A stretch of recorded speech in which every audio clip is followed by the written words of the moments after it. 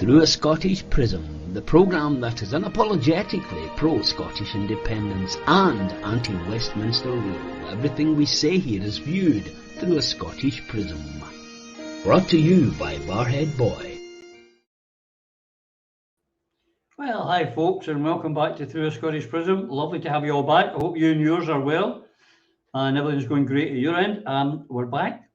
Parliament's back. We've got lots and lots to discuss.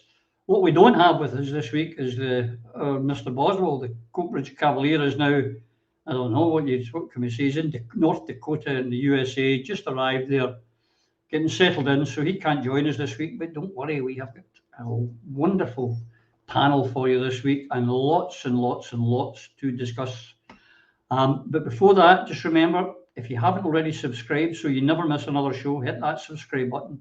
And if you like what you hear tonight, don't forget to hit the like button, because that helps us with all the algorithms on YouTube. You can listen to this on YouTube, you can watch it on Twitter, you can watch it on my website, barheadboy.com. You can Twitter, Facebook, Anchor, Spotify, and Rumble. And all those addresses will be in the description box below. So, without any further ado, let's get this show on the road, as they say. And I'm joined immediately from down there on the borders, and I hear the blowy borders. Our Yvonne, I hear you're having bad weather. Yes, it's quite stormy, so if I suddenly disappear, it's because of a big gust. Well, when I think the first topic we've got to discuss tonight, I don't think that's going to happen. I have a funny feeling that the weather will be kind to us. All will be revealed shortly. And of course, up there in Clackmannanshire, we have our Eva. Eva, my friend, how are you? Hi, Roddy. And good, Nick. Thank you. Back from my travels, and once more in God's few chosen acres in Clackmannanshire, the best wee county in the country. So you say, but I noticed you were having a black pudding competition. Who won? Irish or Scots? It was a draw between the Irish and the Scots black pudding, but up my sleeve, I've got some strawberry black pudding for next week's competition. That's the winner. That's the winner. Mate, McLeod the butcher, and many years ago I sold him his cash register. I don't know if he's still got it. Right. Years and years ago. Anyway, welcome. Thanks. But I'm absolutely delighted to welcome a newbie to the show, Charlie Abel from up there in Aberdeen. Charlie, welcome to Through a Scottish Prism. Thanks for being here. You, of course, are a candidate in the upcoming by-election we're having up there in Aberdeen, and I've got to get right, Dyce, Bucksburn and Danestone. And you are going to be the Alba candidate in that particular ward. Yes, that's right. Well, we wish you well. And folks, if you've got any spare time, you can get in there and help out our Charlie. And let's get this Alba vote up and running and moving. And if you've got any spare pennies you want to help contribute, that will also be gratefully received. So, folks, Parliament's back. Things are moving again. We've got lots and lots to discuss, but the first thing that's got to be discussed here, Eva, and it refers all to Yvonne's worried about the weather, but there's no need to, because we've had divine intervention. Pope Francis himself has come out on the side of independence, has he not? I'm not sure if it's as clear-cut as that, but apparently the Pope popped up in an interview today to do with Spain and Catalonia and whether or not priests should be involved in politics. And he was talking about independence movements in various parts of the world. And he mentioned Scotland, and he said that the Scottish issue, the Scottish question of independence had been resolved, if I get the words right, it had been resolved the English way. Yeah. Which I thought was a bit disappointing for a pontiff to pontificate on Scottish affairs and refer to the English way. Is that the way that these things are looked at from beyond these islands? Do they think that the English imposed something upon us?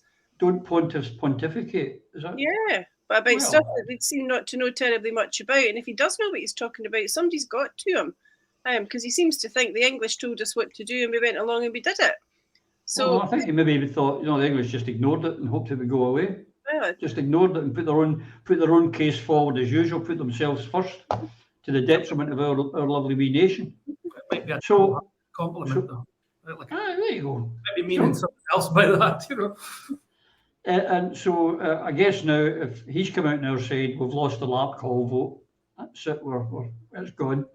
But there you go, Yvonne. You don't have to worry about losing your internet connection. We have a divine intervention today.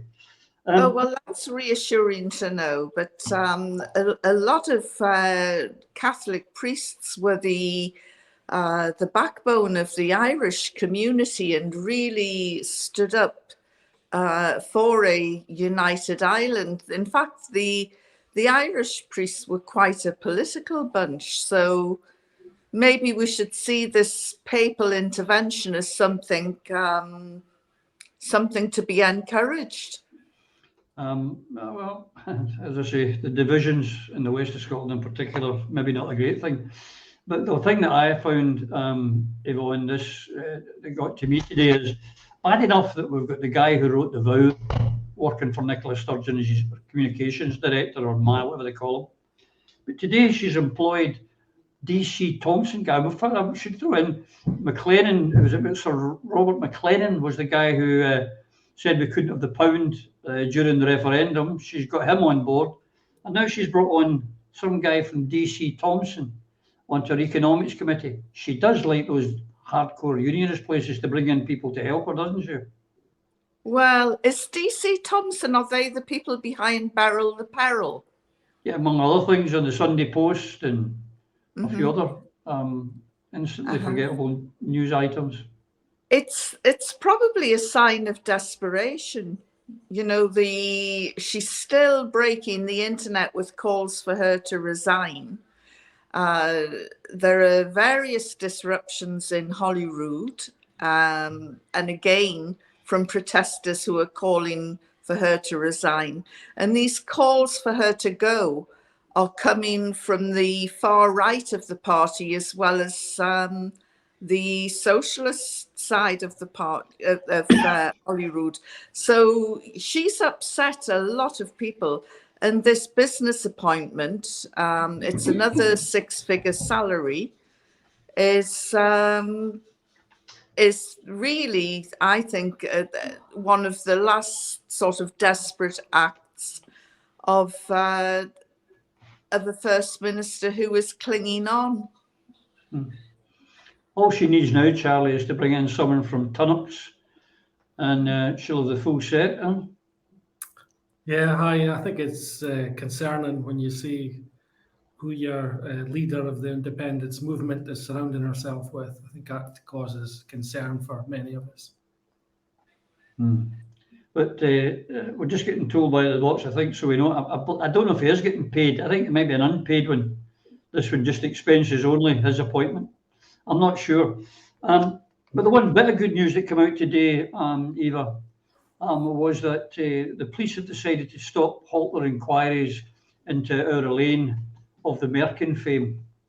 That's now, they've decided that they're not even going to look into it. And I should think so too.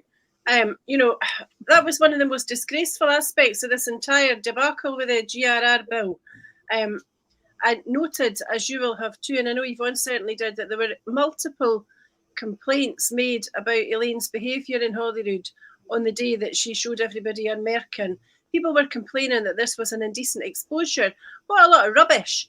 It was a piece of artificial fur worn on a pair of tights. There was nothing remotely indecent about it. There was far greater indecency has been perpetrated by some of the trans reactionary activists whose behaviour within Holyrood and out with Holyrood last year and last year and the year before has been despicable in the context of threatening and abusive behaviour. There's absolutely no comparison to be made between Elaine's behaviour, which was an entirely proper protest, no matter how much people might have thought that it was inappropriate. It was a traditional old-fashioned protest, as has gone on by women for centuries. I contrast that on the one hand with the violent, abusive conduct of several of the people from the other side, and I know where the police ought to have been conducting their inquiries, and it was never against Elaine Miller. I would add that several well-known lawyers commented on Twitter immediately that there was no indecency at all, and at its very, very, very worst, perhaps a breach of the peace would have been committed, that was highly unlikely. So for anybody to suggest indecency was really taking things beyond the degree of ridiculousness that this entire debate has already seen. So good on you, Elaine. Absolutely, and hopefully, Yvonne, this is the start of maybe sort of the cessation of the madness. People getting, police visits for putting a ribbon round a lamppost, or, as we've highlighted here, this demonstration in the Parliament. It's a great victory for Elaine and her magic muff, and I am so pleased that Police Scotland have erred on the side of caution instead of trying to chase around to try and get witnesses to complain. They've tried that once before, and of course it failed. And so, yes, great victory for Elaine. And I have to say, a very effective one, because not that there's very many domestic bust-ups down in the borders, but if there is any sign of disharmony, I reach for the hem of my skirt and tell my husband, women won't wisht, and it calms him right down. Oh, Evelyn, what would we do without you? Charlie, did I don't know if you've been on the doors yet, but is there any big talk up in Aberdeen about what Elaine did at the Parliament? Was there anyone horrified? Was there anyone upset by it? No, everybody, I think, is proud of Elaine for standing up for women's rights, and people are aghast at why the police were involved to start with, but at least the police have dropped the thing now, and she's not in any trouble.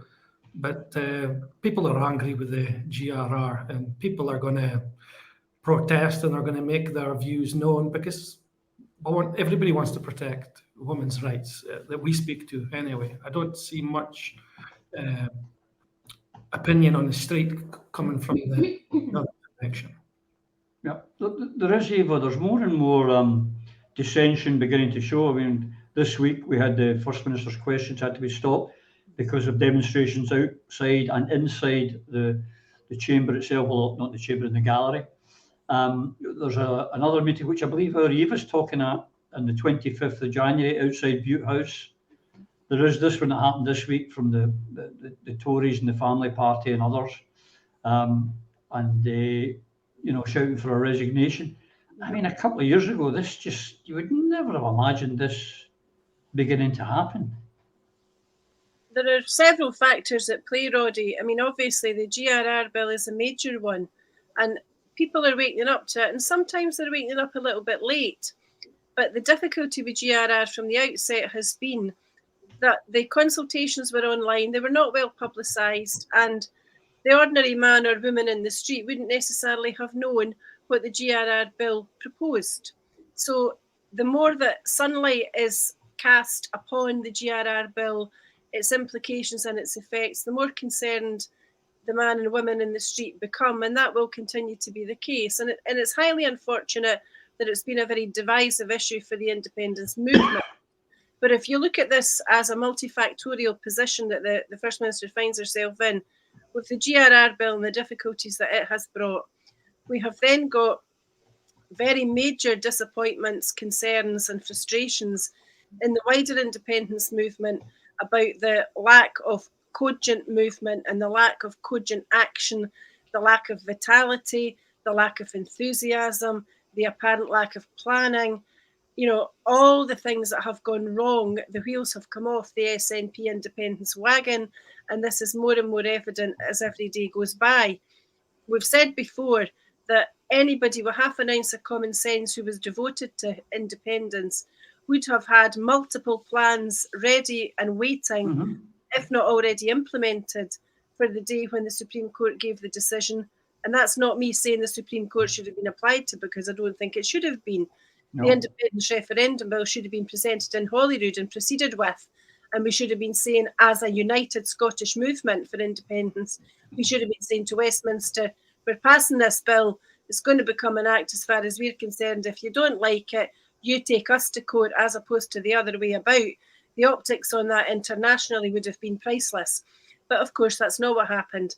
So the SNP and the Scottish Government should have been prepared for the fallout after the refusal by the Supreme Court, and they should have had assemblies set up. They should have had the Independence Convention, which was promised in January 2020 by Ms Sturgeon. That should have been up and running. There is so much more that they ought to have done, and the frustrations within the SNP are beginning to be seen. We know, for example, that Angus Brendan McNeil's been quite vociferous and quite annoyed about a lack of progress. He, amongst many others, would like to see several different options on the table, not simply the one which we understand the SNP NEC will consider tomorrow. Add to that general dissatisfaction in relation to accident and emergency problems within the NHS, issues in relation to strikes and public sector pay rises, lawyers who were on strike before everybody else was, and there are a lot of people at the moment very, very unhappy with the Scottish Government and its performance across the board. That's unfortunate for us in the independence movement, because we want to see a competent government so that we can show to the rest of Scotland and to those soft-nosed, look, Scotland can do it better by itself than Westminster has done. And for that reason, we in Alba particularly have to continue to promote all the good things that happen in Scotland, and all the benefits that there are of independence, and describe to people the country that Scotland will be when we are independent, rather than allow folk to stay in the doldrums that unfortunately for the past couple of years Ms Sturgeon has taken us down into. It is shocking what's going on, and we're going to have a long discussion on some things that have been happening towards independence or about it. But the other thing, just while we're on it, on GRR and whatnot, Yvonne, a lot of us on this show and out throughout social media and elsewhere have been saying, warning certain things would happen, and we're no, it won't happen. And this week it's been announced that a 16-year-old girl down in Derby in Primark has been sexually assaulted in the changing rooms, which they made open. I don't take any pleasure in saying we told you so, but Primark, we told you so. And it's starting to come home to roost. Well, Primark is changing its unisex policy because what happened to that woman isn't an isolated incident. It's happening. It's happened in several branches of Primark, and where they try to introduce this unisex policy. And, we've just listened to Eva talking so eloquently about the potential that Scotland has to be a great country. And when you consider all the philanthropists, the inventors, the pioneers in medicine and science, and all the great people, and now we have a parliament full of people who can't or won't tell us what a woman is. It's absolutely bonkers. And it's, well, the signs are already there. Complete dissent in the parliament so that it is unable to function. And it's going to increase. The protests will increase, and it will get worse. And we'll see some, I think, rather unholy alliances coming together, united against Nicola Sturgeon. She will have to go. I think it's actually going to be a matter of weeks, certainly no longer than months. This is going to be the crunch year for her. Well, I would think so, because there's a lot of stuff brewing. Charlie, when you go on the doors, there's no doubt that GRR is going to come up, and single-space toilets, etc. Alba have got a good case for that and have been seen to be leading proponents of women's rights. Are you confident that you can carry that message onto the doorstep?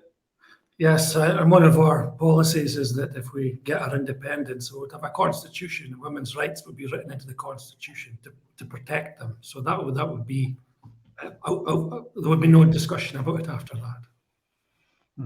And of course, you've got a women's conference up there on the 17th of February. Is that right?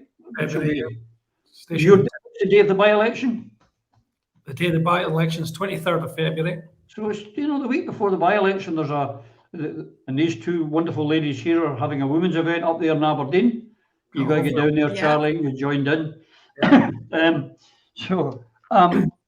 As things are going, you know, independence has never, Yvonne, been more needed. And we noticed this week, another one was that the UK economy is spiralling downwards. And if you remember, you know, in 2014, the unionists telling us, oh, you're too weak, you're too poor, you know, you can't have the pound, you'll go burst in a week. And the AAA rating, you know, you need the UK AAA rating. This week, the UK has been reduced again, this time to a AA -3 rating. It's the only country in the G7 that's not showing any growth. We're in recession. There is no longer an economic case for the union, is there? Absolutely not. But, you know, the storm on the horizon for me is, and we're going back to it again, is the GRR, because there are loads of women out there, and I'm sure Charlie will have met quite a few while he's been out campaigning. Lots of women are saying this GRR fiasco is more important to them than independence.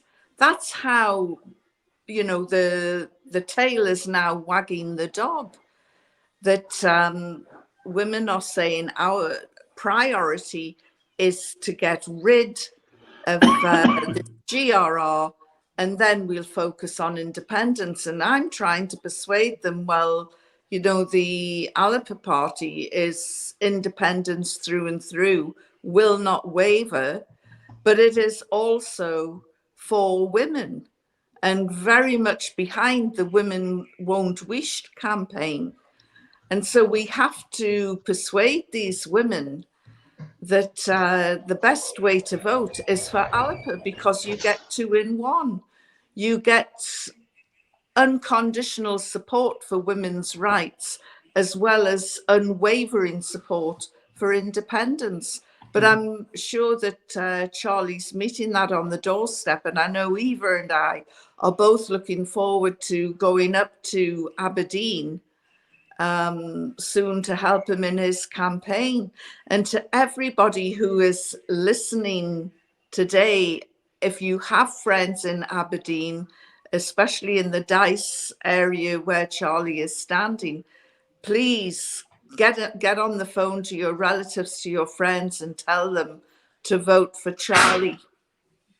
Yeah, absolutely. But Eva, the fact is that the 51% of the population is female, and as Yvonne has articulated, the Alba party has been standing for women's rights. It's one of the things that brought us into being.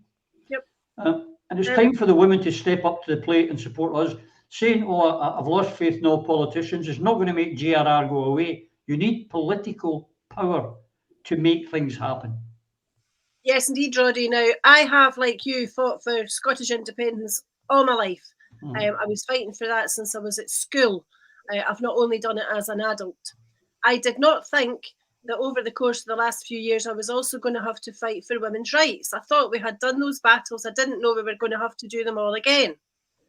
But we will do them all again. And it was, as you would understand, the privilege of my life to be asked by Alec to join Alba. And obviously I was there at the launch. And one of the very first things I was tasked to do was to help to write the Women Inequalities Policy. It has been there since Alba's birth. It will not alter.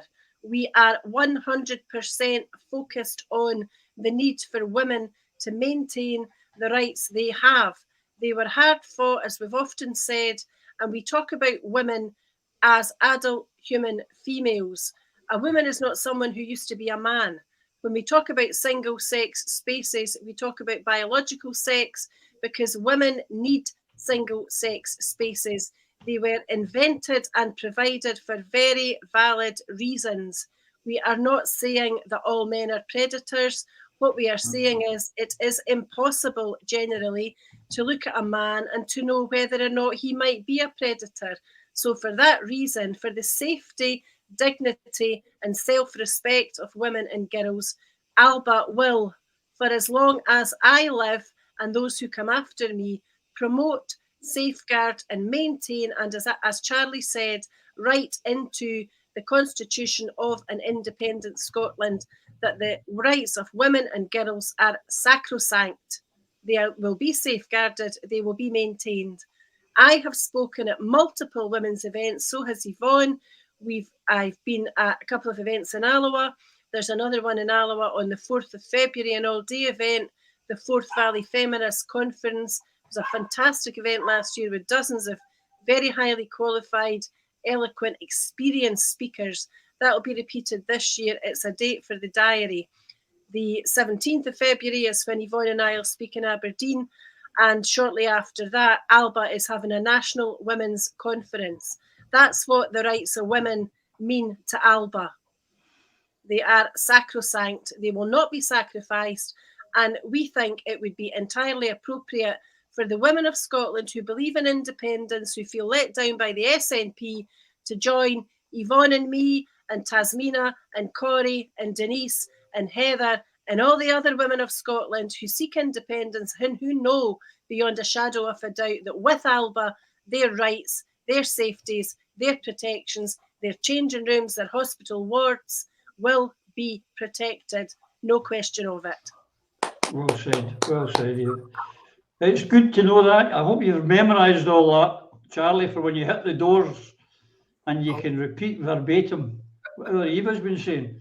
But it is important that the voters get to hear this, Charlie, that we are on the side, not just of women and young girls, but of everybody, but certainly independence and women's rights are the two main things that are happening just now.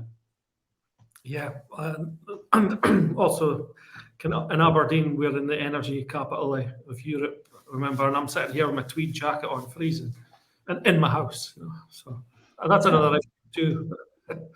Yeah, well, you make a great point there, Charlie, because I noticed today as well that while we're talking about how things are going bad, the economy's tanking, everything's going down, Centrica, who own British Gas, are going to declare an 8-fold increase in their earnings.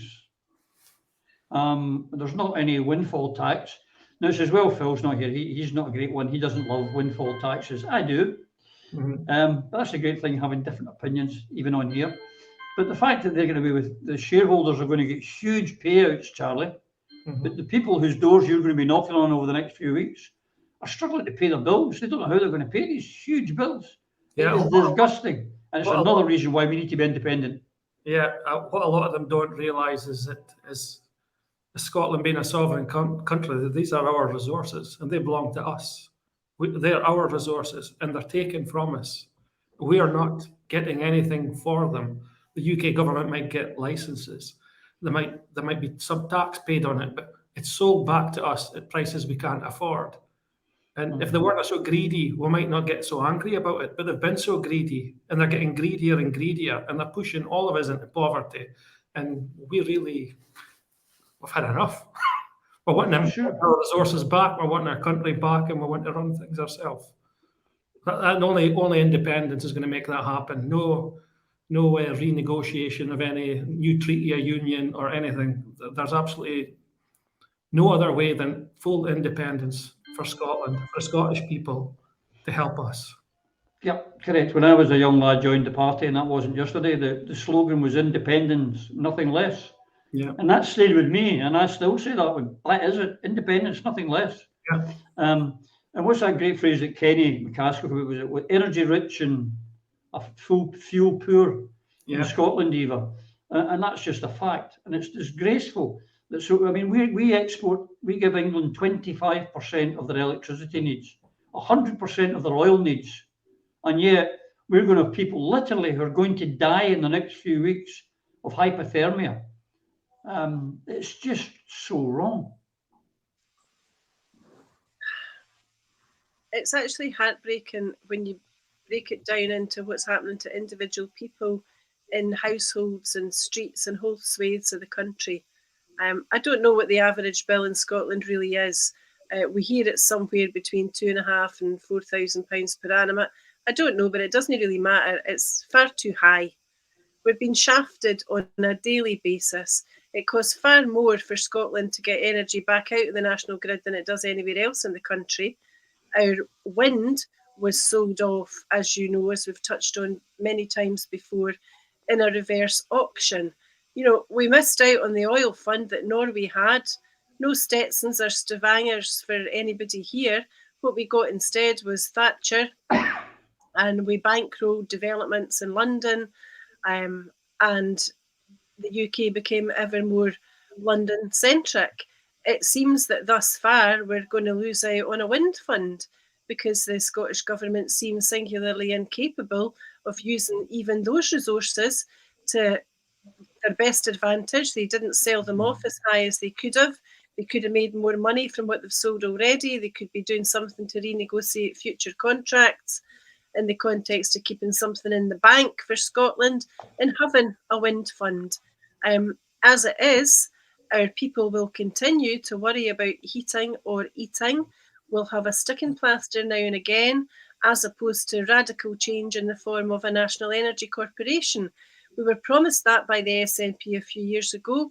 They reneged on their promise. They then had a motion to that effect passed at their own conference again last year, and within 5 minutes had reneged on it again. Where is it? Why don't we have a national energy corporation? Why are we not doing these things? We're not doing it because we don't have the political will, and at times that within the government we don't have the ability. How can that be? Scots built the world. Why are we not rebuilding our own country? You know, there are so many of these services, but energy particularly at the moment is one that should be owned and run nationally for the sake of the citizens of this country, not to put profits, inordinately enormous profits, in the pockets of a chosen few who happen to be the biggest donors or the biggest, you know, lickers of backsides, quite frankly, because that's what we seem to see going on a daily basis. Scots really have to get the finger out and tell the Scottish Government that this can't go on. At the moment, as we know, the Greens are the tail that is wagging the dog. So we had Michael Matheson during the week talking in terms of a just transition when he launched the Scottish Government energy policy. And he spoke about how in 20 years or so, Charlie, correct me if I'm wrong, we'll not be doing the oil and gas exploration anymore. That'll have finished. Could maybe Michael Matheson go to Aberdeen and speak to some of the people that are involved in oil and gas exploration and tell them that their jobs have only got another 20 years left? That's not going to go down too well.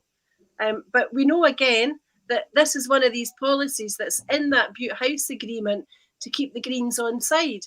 It's there to keep the SNP in power. It's not there because it's for the best for the people of Scotland. We know we have to develop green policies, but we know equally well, as Phil often says, that oil and gas are not going to suddenly stop being needed. We're not going to suddenly stop using them. We need to be sensible about these things, bring everybody on board and stop having silly press conferences where we make grand announcements that actually there's no possibility of them being fulfilled. It's a wee bit like your returnable deposit scheme for bottles or the bikes that were going to be provided for everybody, or the free laptops. It's another grand announcement. It's not going to follow through. It's not going to happen. But it's bad patter as far as people's jobs and livelihoods and futures are concerned. Yeah. Shutting down the North Sea won't make your energy bills any cheaper because you'll just have to buy it at the international price from another country, and it won't be green because it'll be shipped in from the other side of the world. So it's a nonsensical idea. We should be using the resources we've got, getting the last that we can out of the North Sea, but doing it in a clean way, and we can use the hydrogen capture, and that will benefit us. Masses of oil left in the North Sea. There could be 50 to 100 years still there. And in that time, we could be building an oil fund like the Norwegians did. Yep. Which is now over $2 trillion, I believe. But one of the problems we've got is, I think a lot of people seem to think that the oil that comes out of the North Sea or anywhere just runs cars and planes, and that's the problem. They don't realise that, I mean, everything, plastics, everything you look around your house just now, most of it comes from oil. So Yeah. you're not going to replace everything. You could, I don't think they will, but you could replace every car and make it electrical. But you're still going to need oil coming out the ground to make things, just basic things like a syringe, for example, is made from oil products. It's just one of many things. But the other one, Yvonne, we're getting a lot of strikes. We were talking about it earlier, how everyone, it seems, is now coming out and strike, all the public services. And of course, the government and their fifth column in the media, who are listening. Yes, we're referring to you, Mr. Daily Express, who's listening in today, as usual. And a lot are talking about the greedy unions. It's terrible that they're asking for this pay rise. You never hear the media or this government or a Labour government saying to the bosses, wait a minute, guys, you're being greedy. You're taking too much profits. I go back to British Gas declaring 8 times normal earnings. No one's saying that's wrong, Yvonne. But when a nurse who's attending a food bank asks for a half decent pay, oh, she's a greedy person and needs to budget better. Now, I'm glad you've mentioned the unions, because I think the unions could hold the key to a lot of our woes. I think that, well, it's obvious now that the unions are trying to create a situation where we have a general strike. And this would probably work in Scotland very well in our demand for independence. And we should work through the unions to call a general strike in Scotland and bring everything to a halt until we get independence. And if Scotland stops working, they'll be squealing like pigs in London within days, because Scotland's economy is boosting the lifestyles of those in London. And if suddenly the land of milk and honey, which is what Scotland is, if it suddenly switches off the tap, then we'll get to see the real nature of the relationship between Edinburgh and London. Well, I'm an old lefty, as I love to talk about all the time, and I am a lefty. But I don't have the faith, and I've mentioned it as well, the trade unions. And I mean, there was an example this week, Charlie, where Frances O'Grady, who was very high, I think she might even have been in charge of the TUC for a while, she became ennobled. Vic Feather started it back in the 60s, if you remember that. He was the first. That's when I knew that the Labour Party and the Labour movement were done. When trade union bosses are becoming lords and joining the establishment. My problem with the unions is that they're too affiliated to Labour, and we do need a general strike. I agree with Yvonne, Charlie. We need a general strike, not just for independence, but to get decent pensions, to get decent pay for the nurses, the railwaymen, for everyone, all our public sector workers, for everyone, a decent wage, a living wage for everyone in the country. But the trade unions don't want to upset the Labour Party and their chances of election. That's my argument. Am I being unfair? No. I mean, if you cast your mind back to remember Neil Kinnock, the Labour Prime Minister, he's a lord now as well, isn't he? They've got a bit of a track record there, and they're supposed to be representing the working man, yet they're up there with our, well, I'll use the word enemy, but they're up there supping champagne and wearing the ermine, while the rest of it, preaching to the rest of us that they're supporting us. So it doesn't really look like that when you're looking up from down here, But here we are, Eva. They are the enemy. It's the boss class. And when we hear about nurses going to food to supplement their wages, it's horrific. We're one of the top 10 wealthiest countries in the world, and our children are growing up with rickets, with starvation, nutrition deficiency. It's obscene. It really is. And the trade unions could be the key. And a general strike in Scotland, I think, would be the answer to all of our ills. You know, just a few months ago, the government was asking us to clap the nurses. Now we're being told to slap them because they're demanding a wage which will enable them to put food on the table without having to go to the food bank. And one of the things that I can never understand is why the great and the good think that they can come up to Scotland, and yes, this is King Charles, come up to Scotland and visit our food banks. We've got so much more on offer here, but all you see are they make a trip and go to the food banks, and you get Rishi Sunak feeding the poor and giving them financial advice and asking them what investments they've made. I mean, these people just aren't real. Yeah, we've got warm banks now as well. Warm banks, food banks. We've got vans going around from the electric companies that are trying to help people by putting smart meters into their homes. But if you can't afford your power and you can't afford to pay in advance, they cut off your meter. So you haven't got power. So you can't afford to cook your food. You're living off things like pot noodles if you can get boiling water from somewhere.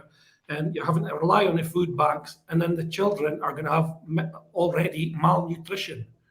But we can find the money for bombs and bullets to give to the Ukrainian people to tell them to fight a war that they can't win, a war that at the current trajectory is going to last at least 10 years. And in Europe, and it's just a miracle that we haven't been dragged into this war with Russia yet.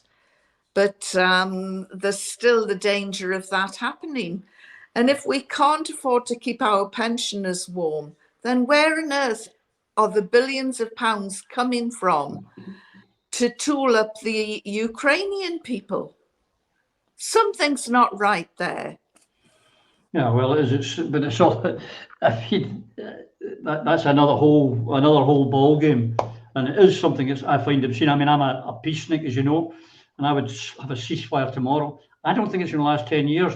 I wouldn't be surprised if it lasts 10 weeks, the way things are going just now, Yvonne. And then I don't know how the West are going to play it, because they've lied throughout about how wonderfully well the Ukrainians are doing. They're winning. They're about to get slaughtered. And it's disgusting, and they shouldn't be dying.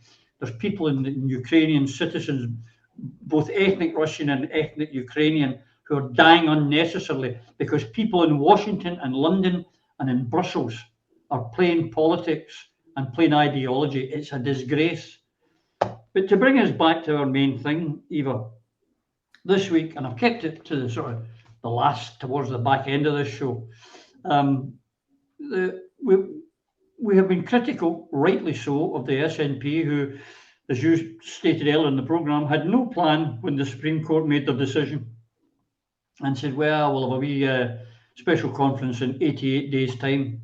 They were so urgent for them. And so in March, they've changed their spring conference, which I should just, while I'm on their spring conference, they're never going to have another one because they said they can no longer make profit out of it. Now, you and I, Eva, were in the party long ago when the conferences were about getting policies and uniting and bonding with each other. It wasn't about making profits. But so they're waiting 88 days, but they seem to be stoking the fires.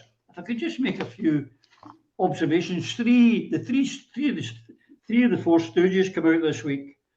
And I would like to start with Alan Smith, and Techie can put up the picture for me. Alan Smith, who suggested, Eva, that going to the Supreme Court was, and I quote, an inspired risk that paid off.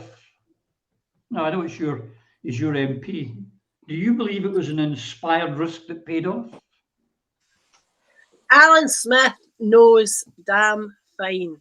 It was neither an inspired risk, nor was it something that paid off. He knows that. He's just spinning because that's what he does. And, you know, since time immemorial, the problem with the Scots has been that there is division. And there are Scots who promote division because it suits their own purposes. We saw that, I think it was yesterday, with the announcement of these green free ports. We elect a government to do a job for us, which is to achieve independence. They're doing every other damn thing under the sun apart from trying to achieve independence. Alan Smith knows that. He's prolonging his own position. He's keeping his own feet under the table and his backside on a warm, comfy seat down there. Now, in the context of the green free ports, that's never been a policy approved at an SNP conference. In fact, it was a policy that the SNP opposed. I could turn myself green in disgust that I find myself for once in my life agreeing with Ross Greer of the Green Party when he's criticised the awards of this Greenport status to both Cromarty and Firth. Because in the words of Craig DL, these are tax haven zones where you'll have the privilege of working for minimal conditions, no guarantee of union recognition or living wage protections, and your boss and shareholders will pocket profits instead of paying taxes. By God, how far has the SNP fallen that the First Minister was actually welcoming the creation of 2 green free ports? Now, one of them is going to be in the Forth. So it's going to involve Grangemouth, parts of Falkirk and what have you, which is only 12, 14, 15 miles away from me here in Clackmannanshire. Do you seriously think that that's not going to have an adverse impact upon the people of Clackmannanshire and Stirling? Businesses are going to get tax incentives to set up within the Freeport area. So they're not going to come to Clackmannanshire or Stirling or the parts of Fife that are already stuffed. They're going to go to the areas where they get the advantages. And this is created by an SNP government in cahoots with the Tories on what is supposed to be an independence watch. Alan Smith knows this. Pete Wishart knows this. Stuart MacDonald knows this. The First Minister and John Swinney are actively promoting Tory policies to the detriment of the people of Scotland. That is not what they were elected to do. They were elected to get our independence, and if it was left to them, I would be sitting twiddling my thumbs another 40 years for when I started. No having it, and neither is anybody else in Alba. That's why we're having the National Assembly on Saturday, and so when this show goes out on Sunday, we'll be celebrating the fact that it's been another successful exchange of ideas of people across the movement who are determined to see independence with all due haste. Yeah, it's also no coincidence, Eva, that the announcement came the day after Sonic made his day trip up to Scotland and took some smiley photographs, and she was smiling as well with Sturgeon, and then they announced this disgrace. Now, another one that came out to me about that, now I don't know if it's true, but someone says also the possibility, because they're coming from Westminster, that Scots law will be not counting in these areas, that English law will be the precedent in the Freeport areas. Now, I don't know if that's true or not, but if it is, and the SNP have signed up to that, it is yet another disgraceful act. That'd be a betrayal, wouldn't it? Well, I would say so. But while our man, because also the other thing Alan Smith's doing, Yvonne, is pushing, we need to convert the soft nose. Now, I've said this once, I'll say it again, a dozen times maybe. If you, after 12 years of the Conservative government, of austerity, of COVID, of Brexit, of bedroom tax, of redundancies, of all the shit that's going on, and you're still a soft no, you're no. You're a hardcore Brit nat, and you're also a nutter. So there is no such thing as a soft no. I think the case has been done, and Alan Smith's promoting it. But while he's promoting it, you have to help me here, Yvonne. Alan Smith is saying, push for the soft nose. It's an inspired risk. Meanwhile, Wishart, our pal Wishart, the Perth and North Perthshire's finest, nothing, who a few weeks ago was blocking anyone for suggesting we hold a plebiscite election at Westminster. and saying how stupid and idiotic it was. As soon as Nicola came out and hinted at it, he suddenly thinks it's a great idea. And and if we had a de facto referendum at Holyrood, there would be a backlash, and Douglas Ross would become First Minister. So says the brains of Perth. He doesn't even understand the Scotland Act, and he's making a comment because Douglas Ross nor anyone else, the Greens and the SNP control it with a majority. They can stop anyone. But here's one of the people who is supposed to be leading the fight, doesn't even understand the Scotland Act, Yvonne. No, he's just a poisonous old trout. I really think we should just not even, it's like being sucked into a black hole, trying to get into the mind of Wishart. Let's not go there. But I want to pick up on these free ports because it's just another political gimmick. I was born in Consett, where there was a big steelworks, and the Tories said, if you can make it productive for 3 months running, we'll save it. And the steelworkers made it productive for 6 months running, and they still axed it. Then what followed was this mass unemployment. I mean, it resulted in the death of a town. And there were these enterprise zones that were hailed, money from Europe, which is an avenue that's gone now. And they started talking about these wonderful enterprise zones that are going to encourage people to open new businesses in this derelict area. And the net effect of it was the promises never materialized. The businesses that did come wanted a ready workforce, which they had. And then it was called the concertization of jobs, where they paid cheap wages for skilled workmen.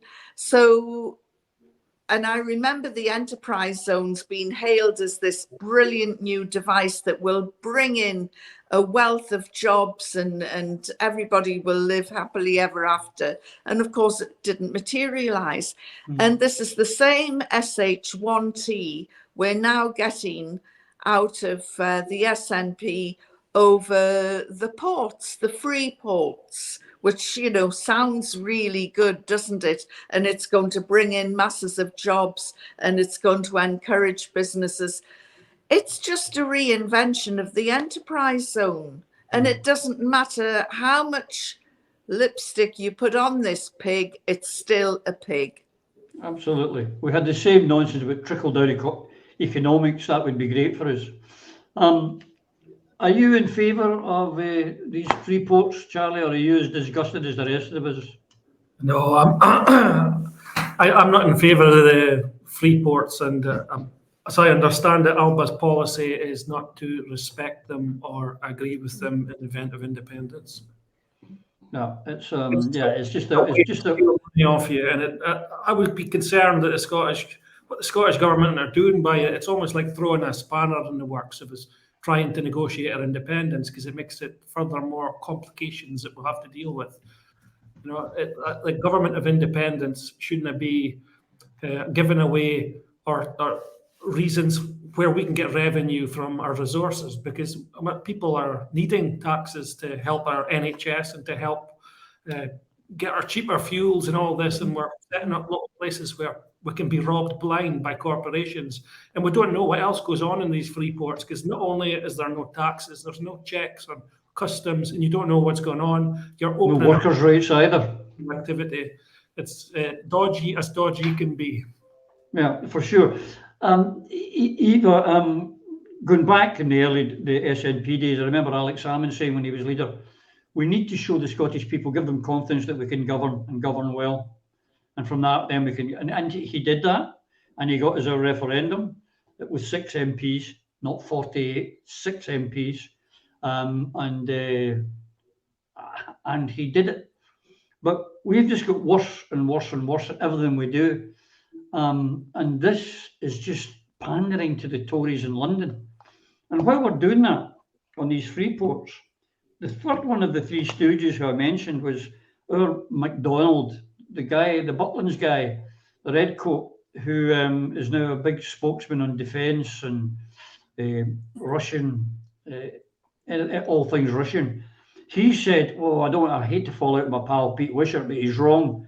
So he's contradicting them both. He thinks that there should be no de facto plebiscites. He thinks there should be something else we should work on. He doesn't know what it is, but it's not to be a referendum, Section 30. It's not to be a de facto plebiscite election at Holyrood. It's not to be a de facto plebiscite election at Westminster. It's kind of confusing. If I could just throw this at you, Eva. All the while, actually, Angus Brendan McNeill, one of the few who's been credible throughout all of this, he went to Dunfermline constituency, and here he did something quite novel. Eva, you're going to love this. And all you SNP people listening, he went and listened to SNP members. Shock a Rooney. And when they had a wee chat and talked about it, they said, we want the First Minister to collapse Holyrood and have a plebiscite in October of this year, as promised. That's what the membership in that constituency, and I don't expect many constituencies will disagree with that. In fact, I think that most constituencies would agree with that. But what they also said is what I liked, and is the fact is that, and if it doesn't work immediately, then the next election is a plebiscite, and the next election is a plebiscite, and the next election is a plebiscite until we win. We only need to win once. They've got to win every time. Exactly. Now, there's the contrasting things. The three MPs, or three stooges if you prefer, having three different opinions, none of them actually moving things forward, but the members saying, we want you to collapse the Parliament in time for October. Will they listen? Well, a number of issues arise. First of all, we have to think about the length of time that Pete Wishart has been an MP. And throughout those decades, his first job has been to achieve independence for Scotland. He's not achieved it, but you would have thought that he would know by now the method by which it would be achieved. He doesn't. I think, if my memory serves me correctly, Stuart MacDonald would have been elected in 2015.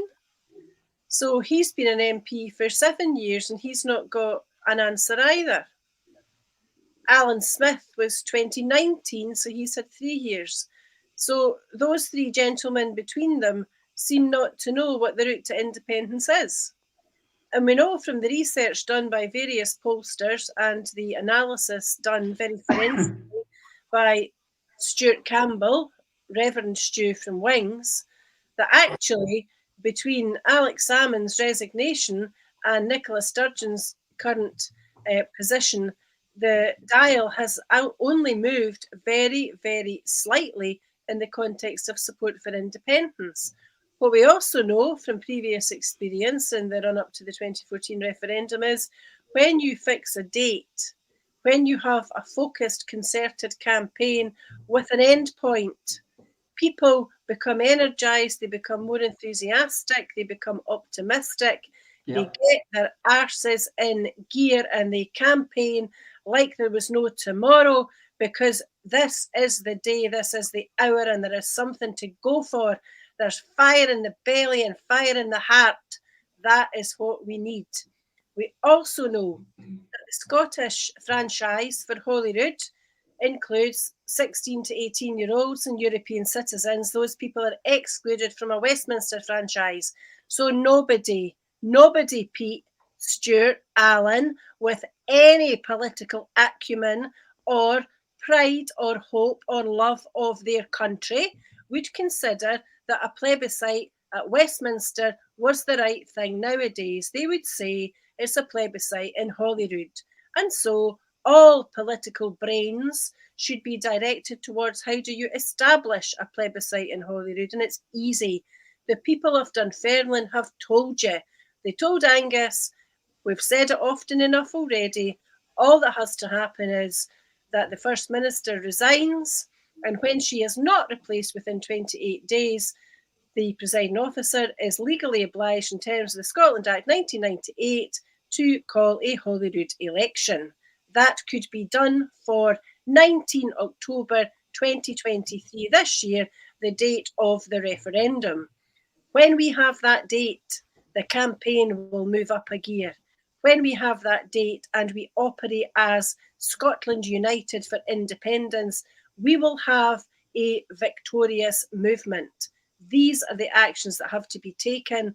And Alan Smith, Stuart MacDonald and Pete Wisher, if they don't get their shoulder behind that wheel, they will learn who they are, and they will forever be yesterday's men, not the tomorrow people that the Alba party is. Hear, hear. Well, you will not believe this, ladies and gentlemen. We've run out of time again. But we only had a couple of things left this week, which is quite good. We had a couple of things left. I just want to make a quick one on that. It was the one of the most obnoxious Tories. I know that's, obnoxious and Tory runs together. But Andrew Bridgeton, who's been kicked out. I mean, you've got to be something pretty special to get kicked out of the Tory party. But he referred to the COVID vaccinations as worse than the Holocaust. And even that was a bridge too far for the Tories. And he's been thrown out. Anyway, thank you. What's this? Are we getting some adverts here? You're on mute, Eva. I'm looking forward to Charlie's campaign. Oh, yes. I thought you were saying, I'm going to get out my box now that we've finished doing this recording. I thought that's where you were heading for the drinks cupboard. Well, I certainly am. So thank you. Ladies and gentlemen, I hope you've enjoyed this as much as we've enjoyed bringing it to you. Pleasure. And we keep thanking you for your support. And remember, we've got all these different platforms now for you to watch us on. And until we see you again next week, please take care. Bye. Bye. Through a Scottish Prism, the programme that is unapologetically pro-Scottish independence and anti-Westminster rule. Everything we say here is viewed through a Scottish prism. Brought to you by Barhead Boy.